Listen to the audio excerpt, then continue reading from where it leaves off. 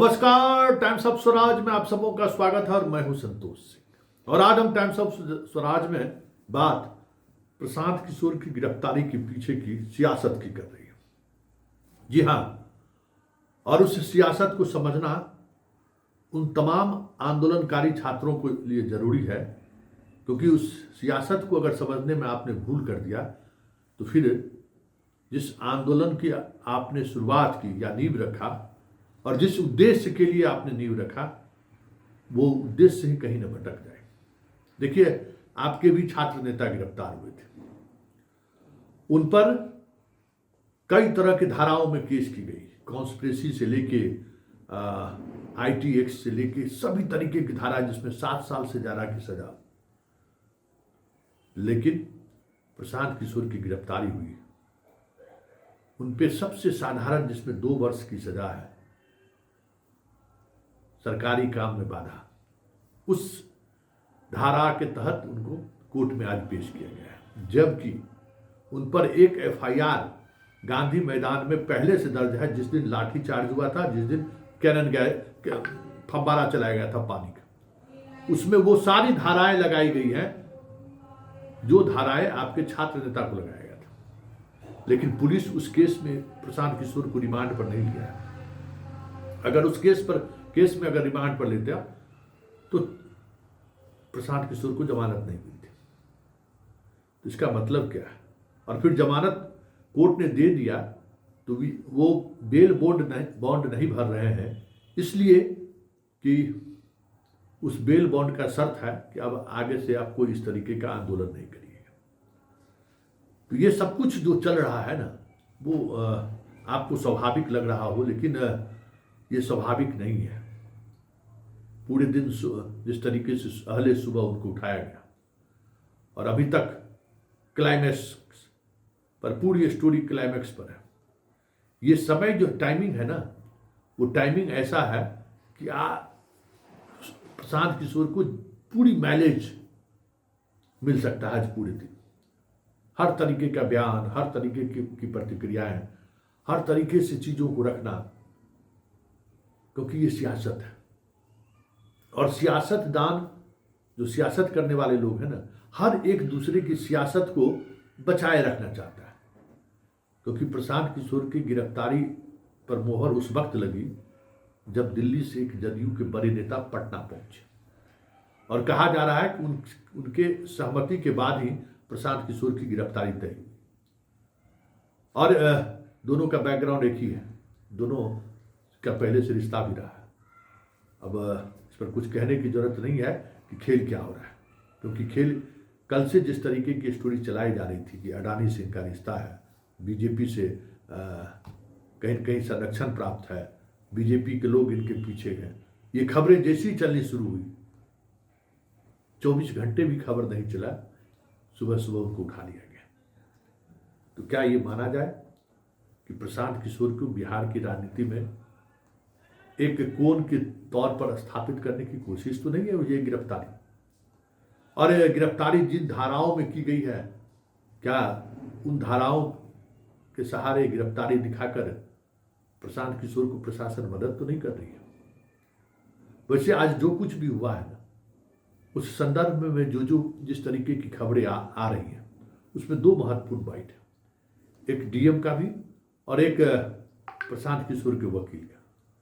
तो जरा दोनों की प्रतिक्रिया सुन लीजिए, और साथ ही जदयू और बीजेपी की क्या प्रतिक्रिया रही है ये भी सुनना जरूरी है, क्योंकि दोनों के प्रतिक्रिया में कुछ बात ऐसी है जिससे आपको समझ में आ जाएगा कि प्रशांत किशोर की सियासत को बनाए रखने के लिए, या इस बिहार की राजनीति में प्रशांत किशोर भी एक अपना स्पेस ले, कहीं न कहीं इसकी कोशिश होते हुए दिख रहा है दोनों प्रवक्ता के बयान में।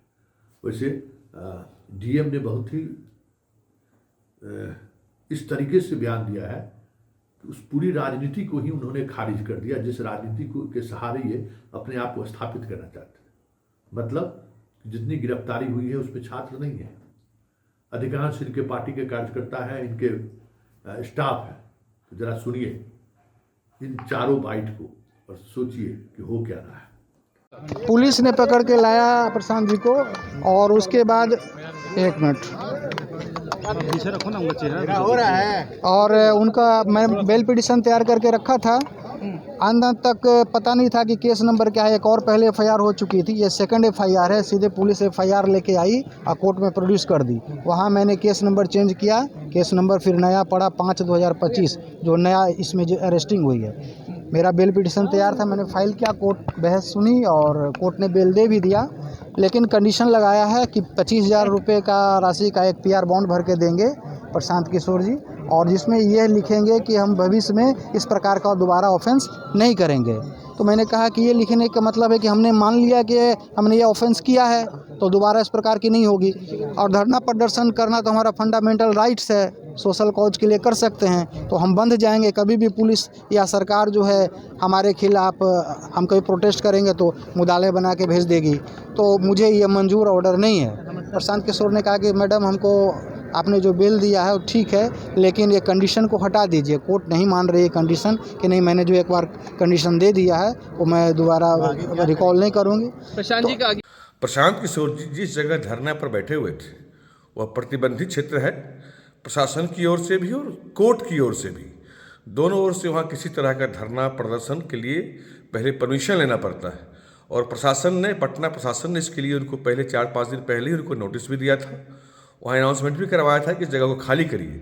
लेकिन प्रशांत किशोर पहले छात्रों को उकसाने काम करते हैं, फिर प्रशासन को भड़काने उकसाने का उन्होंने भरदम प्रयास किया, लेकिन प्रशासन ने शांतिपूर्वक इस मसला का हल निकाला और आज तड़के सुबह उनको उठा करके उनको प्रशासन ले गया।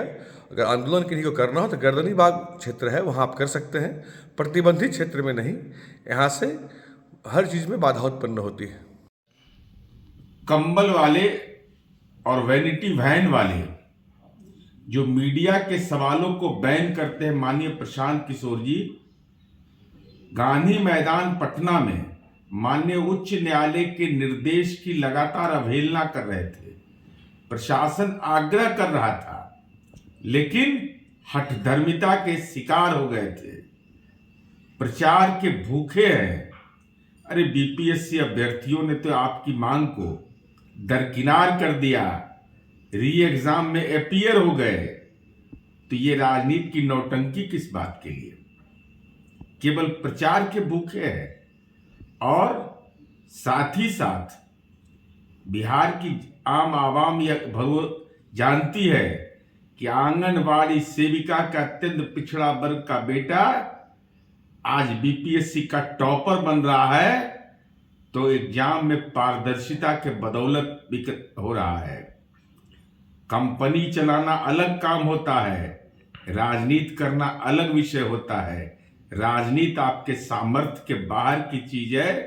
चूंकि आप वैनिटी वैन में बास करने वाले लोग हैं, ऐशो आराम की जिंदगी वाले लोग हैं, तो ऐसे लोगों को न आम आवाम पसंद करती है और नई पीढ़ी तो जानती है, आपको पहचानती है कि आप केवल राजनीति में चेहरा चमकाना चाहते हैं। और माननीय पटना उच्च न्यायालय के आदेशानुसार जो स्थल चिन्हित है, निर्धारित स्थल चिन्हित है, वहाँ पर गर्दनी बाग में जाकर के धरना प्रदर्शन किया जाए, ये नोटिस भी दे दिया गया था। और उसके बाद नहीं मानने पर प्राथमिकी भी गांधी मैदान थाना में दर्ज की गई थी।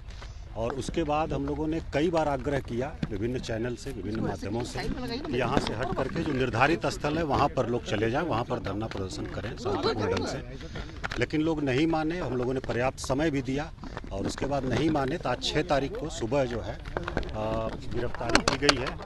और उनके साथ लगभग 43 लोगों को हम लोगों ने डिटेन किया है और 15 गाड़ियाँ सीज हुई हैं और सबका वेरिफिकेशन हो रहा है। और अभी तक 43 में से लगभग 30 लोगों का वेरिफिकेशन हुआ है, जिसमें से 5 लोग मात्र पटना से हैं और सभी कार्यकर्ता हैं पार्टी विशेष के, और बाकी विभिन्न जिलों से हैं और 4 लोग अभी तक मिले हैं जो कि राज्य के बाहर से भी हैं, 3 उत्तर प्रदेश से और 1 दिल्ली से भी हैं।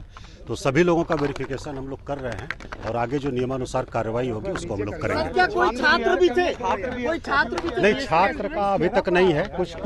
कुछ लोग क्लेम कर रहे हैं, लेकिन 43 में से 30 लोग छात्र नहीं है, ये निश्चित हो गया है, वेरिफिकेशन हो गया है। बाकी लोगों का हम लोग वेरिफिकेशन कर रहे हैं।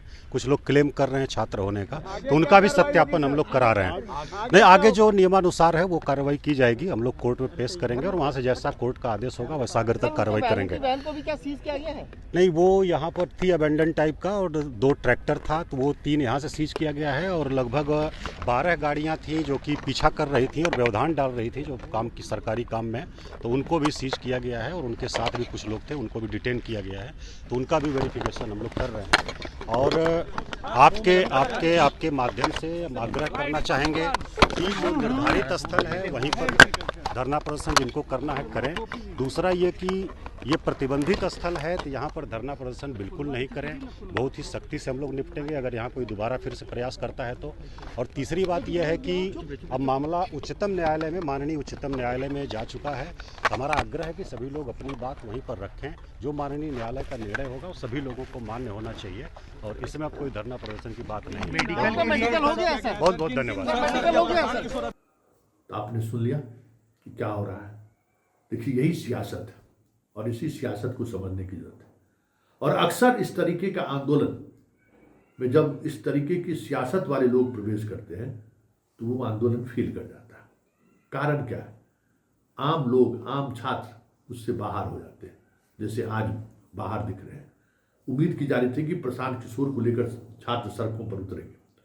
उम्मीद की जा रही थी कि छात्र अपने गुस्से को अब काबू में नहीं रख पाएंगे, क्योंकि जो व्यक्ति उनके लिए इस कड़ाके की ठंड में शांतिपूर्ण ढंग से अनशन पर बैठा हुआ है, उसको पुलिस अगर इस तरीके से उठा रही है, जैसे लग रहा है, वैसे पुलिस जो जिस तरीके से प्रशांत किशोर को उठाया है, जैसे लग रहा है ना कि सब स्क्रिप्टेड है। ये अगर छात्र रहता तो क्या पुलिस इसी तरीके से उठाता इन लोगों? क्या इसी तरीके से फूल के सेज पर बिठा के इनको बाय बाय या टाटा करने का मौका देता? जरा सोचिए। तो यही फर्क है। और इसलिए छात्र आंदोलन जब भी कभी आगे बढ़ता है तो परिणाम उसका बहुत ही खतरनाक होता है, क्योंकि छात्र आंदोलन को लेकर प्रशासन के दिल में, दिमाग में ये रहता नहीं छात्र है, कोई पॉलिटिशियन उसमें रहता नहीं है, इसलिए जितनी बर्बरता करनी होती है बर्बरता कर दिया जाता है। उस दिन क्यों प्रशांत किशोर को ये सूचना आई और प्रशांत किशोर वहां से चले गए? कहा तो ये जा रहा नहीं कि प्रशासन ने उन्हें इशारा किया कि आप यहां से हट जाइए। क्या ये सत्य नहीं है? क्योंकि बहुत तरह की चीजें सामने आई हैं। तो यही सियासत है और इसी सियासत को समझने की जरूरत है, क्योंकि ये सियासत कहीं न कहीं आपको परेशान करेगा। इसलिए आंदोलन को आगे बढ़ाने के लिए, आंदोलन को बनाए रखने के लिए, पूरे देश का मूवमेंट आपके साथ बना रहे, इसके लिए जरूरी है कि इस राजनीति का स्वरूप हमेशा गैर राजनीतिक दिखे, जो पिछले 3-4 दिनों से दिख नहीं रहा था। वैसे अब प्रशांत किशोर को उस आंदोलन से जो लाभ उठाना था, हालांकि लाठी के दिन, खाने के दिन अगर खा लिए रहते तो आज वो हीरो रहते, लेकिन आज सुबह से जो कुछ भी हो रहा है वो कहीं न कहीं इस तरीके से अपने आप को कम बैक करते हुए जरूर दिख रहे हैं। और हमें लगता है कि ये कम बैक बिहार की राजनीति में आने वाले समय में उन्हें एक एस्टेब्लिश पॉलिटिशियन की तरफ खड़े देखने को मिल जाए आपको, तो ये भी कोई बड़ी बात नहीं होगी, क्योंकि आज जो कुछ भी हुआ है, जिस तरीके से हुआ है, सब कुछ प्रशांत किशोर के लिए हुआ है, ये साफ दिख भी रहा है।